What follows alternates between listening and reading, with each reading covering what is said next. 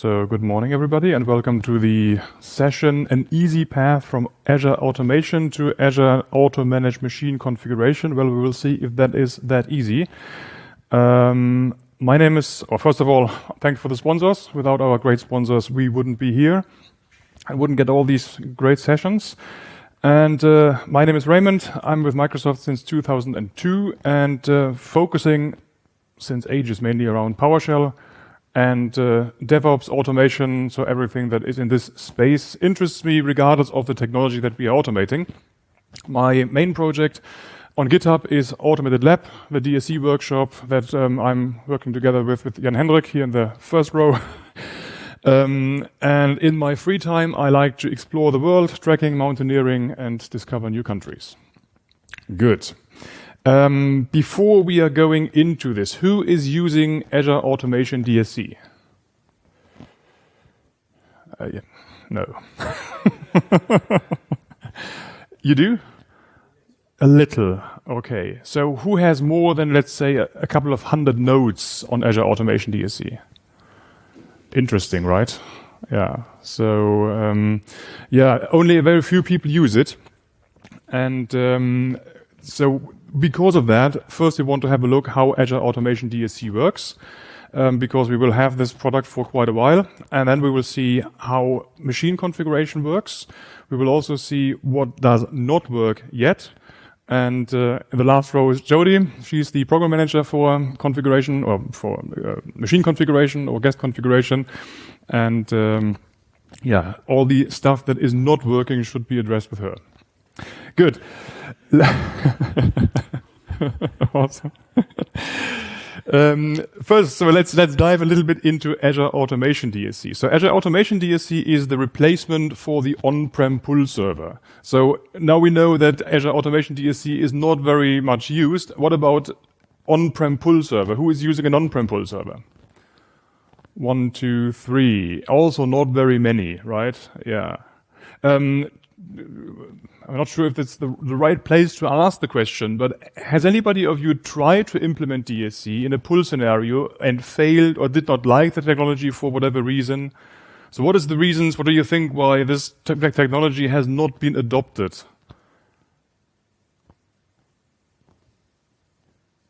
We don't know.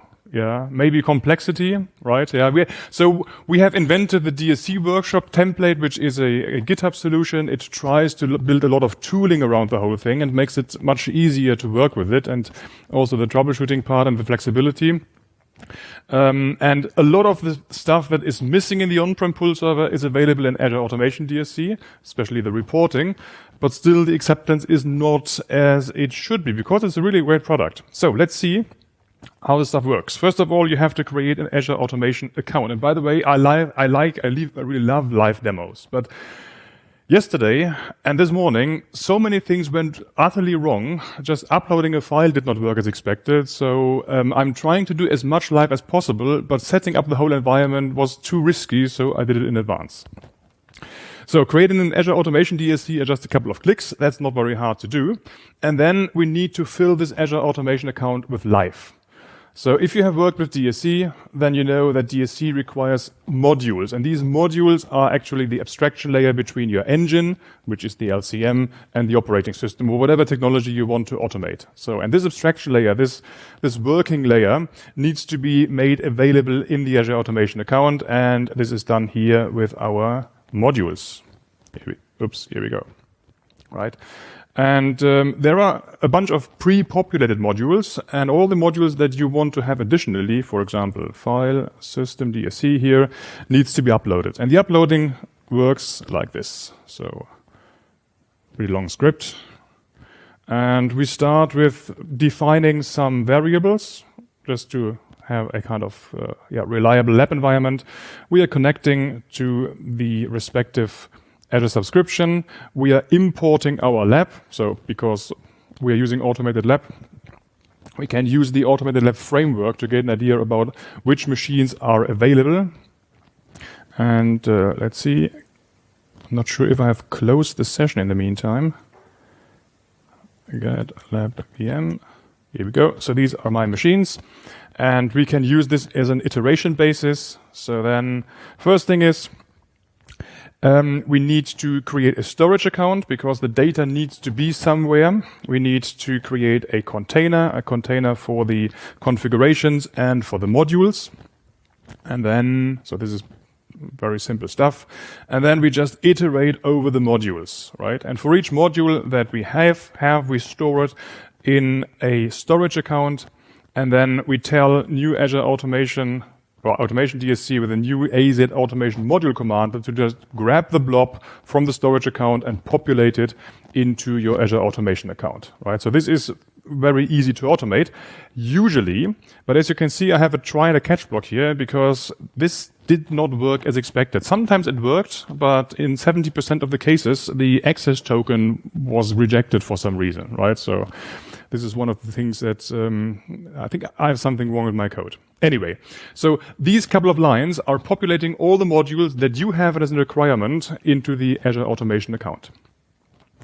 The next thing is we need, of course, publish also our MOF files. So Azure Automation DSC is just a replacement for the pull server. And the pull server offers MOF files and it offers the published or the compressed modules. And same does the Azure Automation account. So if you have a node and the node is connected to an Azure Automation account, then it first tries to find its own configuration, parses the configuration, identifies the modules that it needs to enact the configuration, and then downloads the modules one by one. And next thing is then to upload the configuration. The Azure Automation Service provides also a compilation service. So you can upload a PowerShell configuration to the Azure Automation account, and the Azure Automation account will compile the resource and will create the MOF file. We found that rather hard to do, and you don't have much control about the whole process. So I rather create the MOF file locally or in your build pipeline, and then make the build pipeline upload the artifact to the Azure Automation account, right? Just keep in mind you have both ways if you want to. And so the commandlet import AZ Automation DSC node configuration. We need to get used to very long commandlet names here. And then we just point to the full name, give the configuration a name. And if this has been done, it looks like this.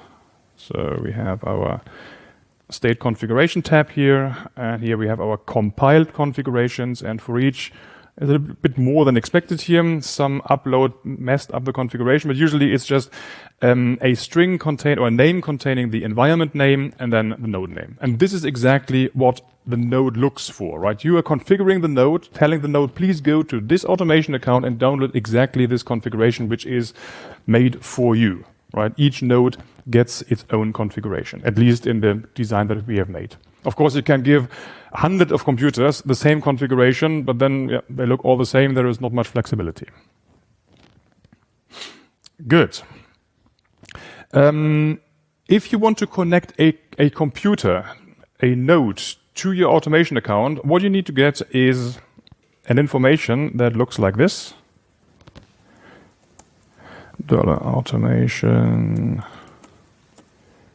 registration info, and it's fairly simple. All you need is your endpoint, the URL, and one of these keys, the primary or secondary access key, and with this you can register a node to the endpoint. And how do we do that? If you have used DSC, the MOF file is the configuration for each particular node. But there is another thing called the meta MOF file. And the meta MOF file tells the node how the local configuration manager should be configured, right? So the MOF file configures the node, the meta MOF file configures the engine. And to configure the engine, we need to put these values into our data, and we have done this here. Of course, we are using the DSC workshop because this makes compilation and everything much easier. So here we have the MetaMorph files, and as you can see, here we have exactly the same values as down there on the console, right? There is my primary key, and here's my URI, right? The good thing is we don't have to mess with MOF files or with MetaMorph files. They are just artifacts that get created by the build engine or by whatever script you use. and then you pass them over to the machine that should use them, but you don't need to look into them, because some people are a little bit afraid about the MOF syntax, and it doesn't look very nice, but we only have to work with PowerShell and treat the MOF files just as files that we copy around, but we don't have to manipulate them or even look into them. We should not manipulate them, right? It's an artifact that should not be touched after it has been created. Good. And if we copy this file to a computer that we want to configure, then we do a connect lab VM. Computer is one of these boxes here.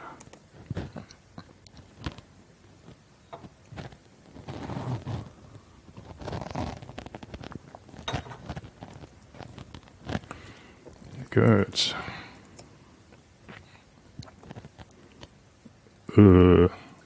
Stop. What was that? You see, I told you, live demos. Today they don't work as expected. Again. So cd /DSC, and here we have the MOF file for this particular machine. Let me increase the font size. Font. Is that good in the back? Good. Right, and if we do a get content of this particular file, then you will see exactly the data that we've seen before. Okay, so the node is already onboarded, but still we can repeat the process. It doesn't hurt. And we do a set DSC local configuration manager. We point to the path where the metamorph is in. And verbose always helps to get a little bit more ideas about what's happening. And that's it, right? And then this node is connected to the pull server, regardless if it runs on-prem, in this case on Azure. Good. The next step would be to do an update DSC configuration. Wait, verbose here. So usually this command runs in the background and you have no clue what's happening. So this is why you use the wait switch to move the processing in the foreground. As mentioned, verbose always helps. And then it tells you if there is a new configuration or not. In my case, I don't expect one to be there. At least I hope to.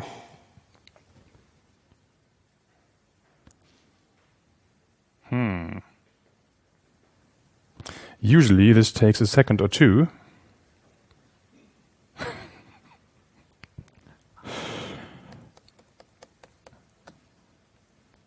Yeah, here we go, finally. And it tells me updated configuration not found, right? So what we do is we create a checksum of the MOF file that we already have. On Azure, there is also a checksum. The checksum is compared, and then we know exactly if there is a change or not.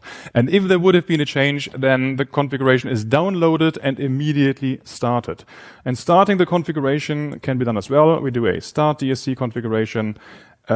We use the existing one because it has been already synced with the Azure Automation account, and also wait to have it in the foreground and verbose. And then we see what's happening. So we see that the local configuration manager is doing exactly what's been told in the MOF file. So it follows each single instruction, calls the DSC resource, and enacts the configuration.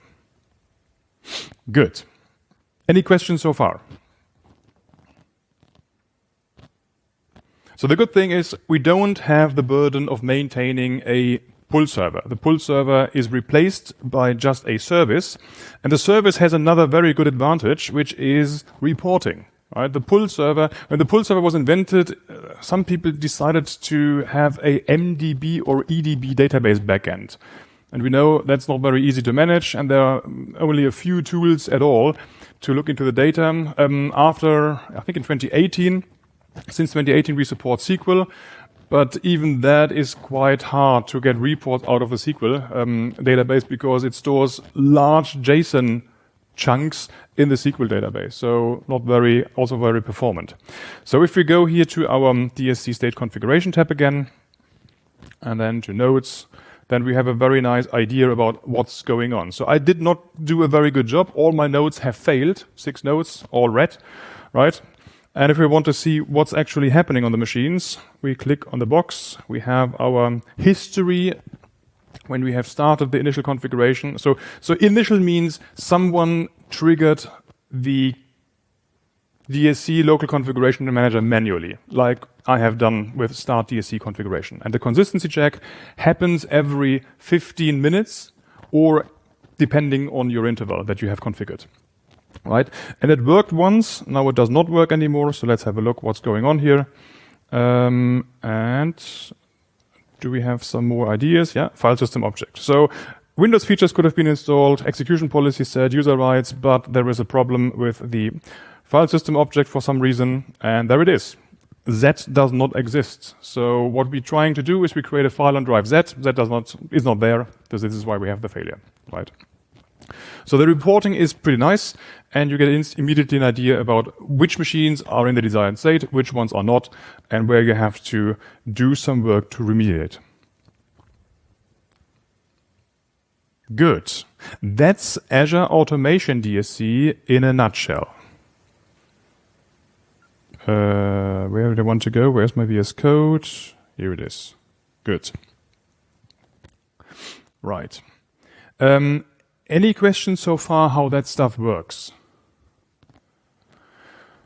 Right. Just to repeat that, the automation account just stores the modules, the MOF files. You have a metamorph file in the node. The node knows about the automation account based on the data in the metamorph file, can connect to it, downloads the MOF file, downloads the modules, and then can start its work. That's it. Good. The nice thing with Azure Automation DSC is that it does not change how it works on the nodes. You have all the PowerShell commandlets and all the troubleshooting steps that you previously might know from a push scenario or even from an on-prem pull scenario. Nothing changes, just the service looks a bit different and much more comfortable. Good. Let's move on to guest and machine configuration. We don't have a service that is providing the configurations in a central place like it used to be. So the whole product is now integrated into Azure Policy, which makes sense, right? Then we have one place where all our rules are stored. And a requirement is, not a very big one, that each machine that you want to use Azure Guest configuration with needs to have a system-assigned identity and the guest configuration agent installed, right? So this little preparation script is just updating the virtual machine with a system-assigned identity. Then it sets the AZVM extension as given in the splat block, mainly this one here, and then the machine is ready to go. So the machine then is ready to go to receive a policy assignment. Good. Then what we need to do is we need to create a user-assigned identity for the remediation task, because the policy, if it has something to do, something to remediate, needs to work with an Azure identity. So this is what we are creating here with new AZ user identity. And then we need to give this identity the permissions, which we can see here. Guest configuration resource contributor and contributor on the respective scope.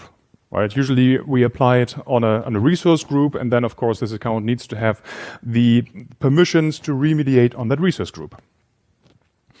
Okay, and then what we can see next is that guest configuration is not so much different from DSC, luckily. So we can use the knowledge, or we can build on the knowledge that we previously got, and we can even use the configurations, right? So what I'm doing next is I'm walking through all my MOF files that I have previously created. And just to make this clear, the authoring process that we used to create a DSC configuration for a pull scenario and the authoring process for guest configuration can be pretty much the same. You create your MOF files, and the MOF files are not different for both scenarios. You just have to convert the MOF files and have to package them, right? So what we do is with each MOF file that we have previously created, we create a guest configuration package, right? So, and the parameters are pretty simple. We point to the full path, we give it a name, we give it a version if available, and it should be available because also configuration is like code and should be versioned. And then we can configure if it is something that we only want to audit or also want to autocorrect. In this case, we have audit and set, which means autocorrect. And then we create the guest configuration package. Right. The result of this package looks like this. Where are the guest configuration packages? Where do I put them? I think somewhere else. Here we go. So it's just this bit small. Let me see if I can use... Unfortunately, I have reinstalled the computer before the conference because it didn't work at all. And do I have my tools, this internals, zoom it? Yeah, perfect. Ooh. Yeah. Okay, I think zooming doesn't work as expected. Let's have a look into the MOF and the zip file, and let's try another way of zooming. That works. Okay, so within the zip file, so a guest configuration package is just a zip file, and within the zip file we have the MOF file as previously, and the meta configuration, which gives the guest configuration agent some instructions how to work. And as you can see, we have also the modules folder, and in here, sorry, the wrong way of zooming again. And in here we have all the modules that this particular MOF file requires, right? Some people complain that the packages are getting much larger. Yes, they do, but they also add a lot of comfort, because previously having the right modules in the right place with the right version was also always a little bit difficult and required some control. And here we can be sure that everything is at one place. So if your node downloads the guest configuration package, we have all the resources required to apply the configuration. Pretty nice concept. Okay, so this is how the guest configuration package looks like. And if we have created these packages, then we need to upload them to some storage account, like previously. And if we have them on the storage account, then we need to link this guest configuration package somehow with the scope that we want to control, with the VMs or the resource group, right?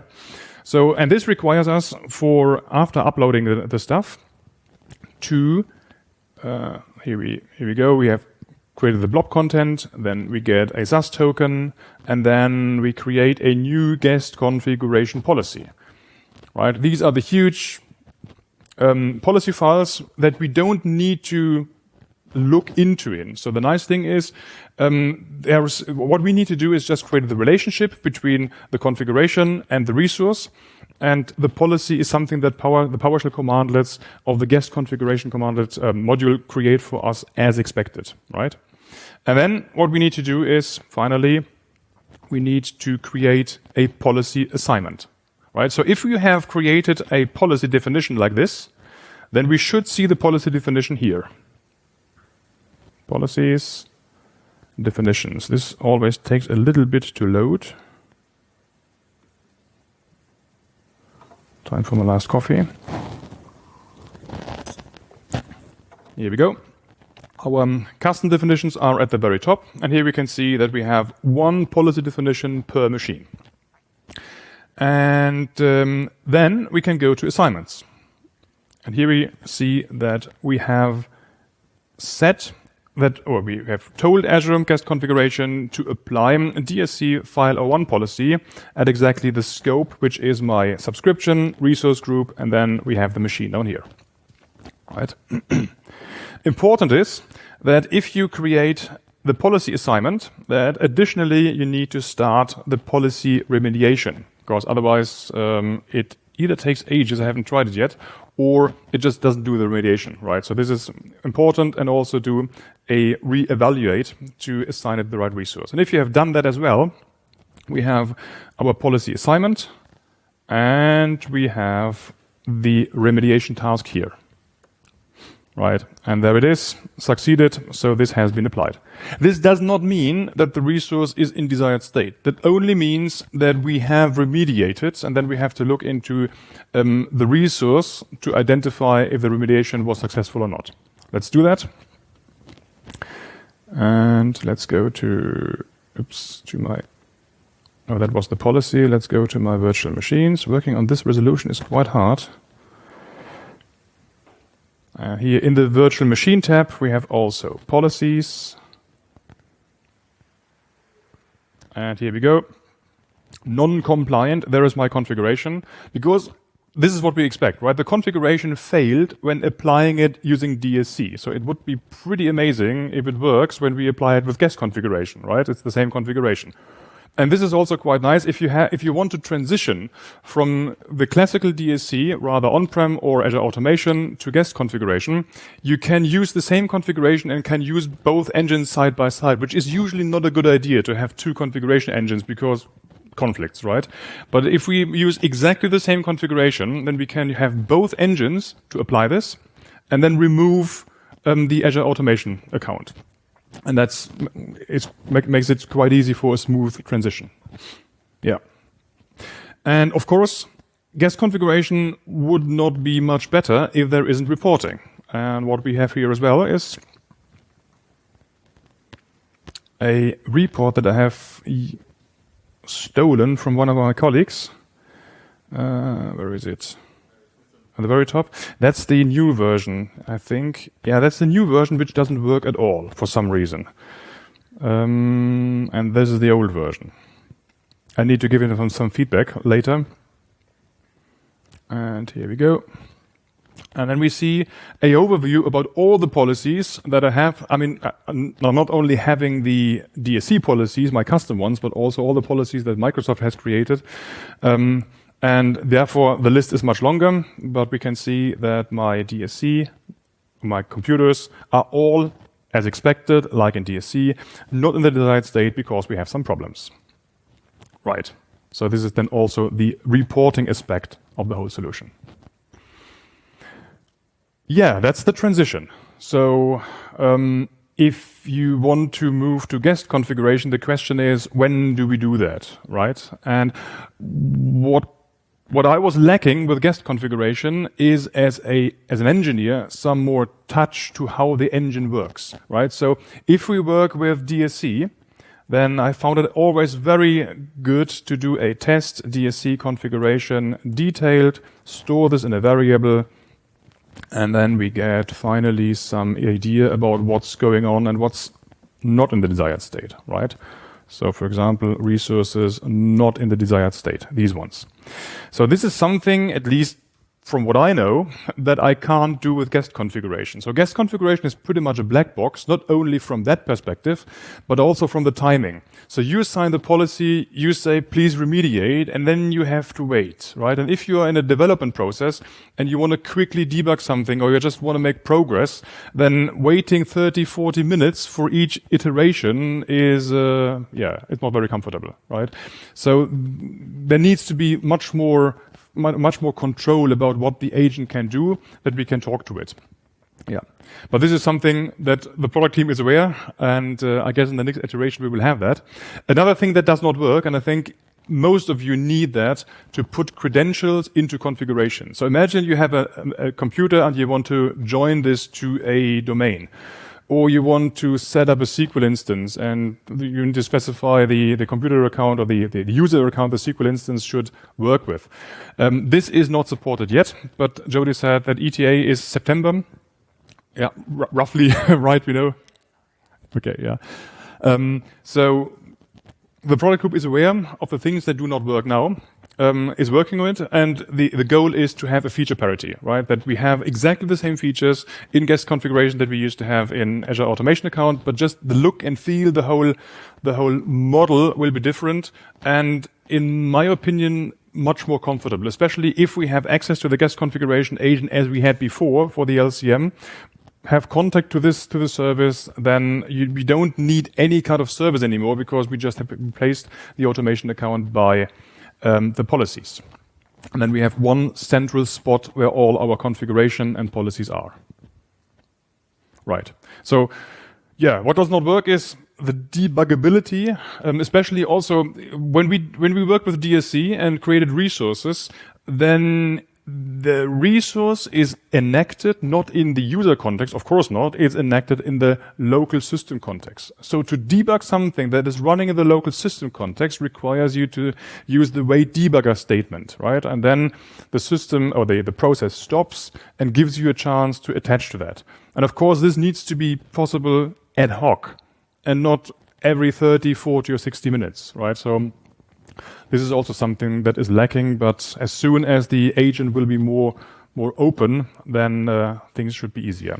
Also, the commandlets should hopefully open source one day, right? So that we as a community can interact also and make some suggestions. Yeah, but that's all something about the future. Good. Yeah, this is it. So the good message is guest configuration and DSC is not totally different. You can use whatever you know and can very easy transition from the old approach to the new approach as soon as it is ready.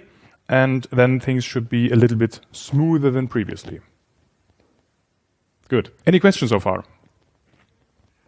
Bruce.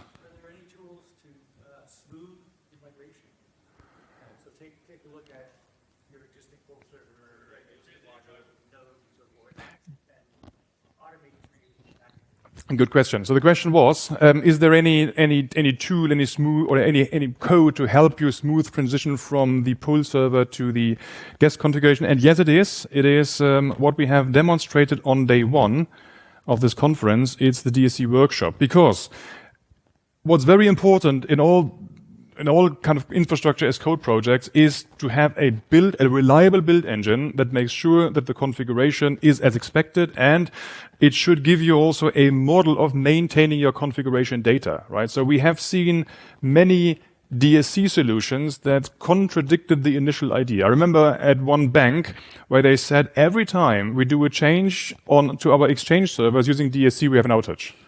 Every time. So this is obviously either the wrong tool, the wrong people, or the wrong combination, right? And actually DSC should be there to make things reliable, robust, transparent, right? And unfortunately, many solutions that we have seen in the wild are not implementing the best practices that the DSC community has created over the last 5, 6, 7 years. Right. And this workshop is your tool for authoring. So this template creates all the artifacts that you need. And by the way, we have them here in here. So let me go into this folder structure, and here we have our output folder, and the output folder is having the compressed modules required for pull server, the metamorphs required for pull server, the morphs required for every scenario, then RSOP for troubleshooting. And if I would have run the build on PowerShell 7, we would have also gotten the guest configuration packages, right? So you don't even have to think, how do I migrate from my configuration to a guest configuration package? It's already there, right? It's just another task that runs after the build pipeline, or after the MOF build pipeline, and then it's only required to create. Oh, and we also create, by the way, the policies and the assignments, right? So the tasks are here. And that is the task that is creating the packages from the previously built MOF files. And you can see only if we are running MPS PowerShell Edition Core. And the next task would be, here we go, publish guest configuration packages, right? So, and this should not run on your development box or local machine. This should run in the build pipeline, right? So as soon as you adapt your configuration or change your configuration, then we have continuous integration on Azure DevOps kicking in, building the artifacts, testing the artifacts, pushing them to your dev environment, making sure the dev environment is in the desired state. And if it is, we move forward to test and prod. Right. So if you're interested in applying these technologies, then definitely have a look at the DSC workshop. It's the DSC community's template to start new projects, and we're actively developing that, and also want to adapt it to guest configuration. And this was the first step for the conference. Yeah. Any other questions?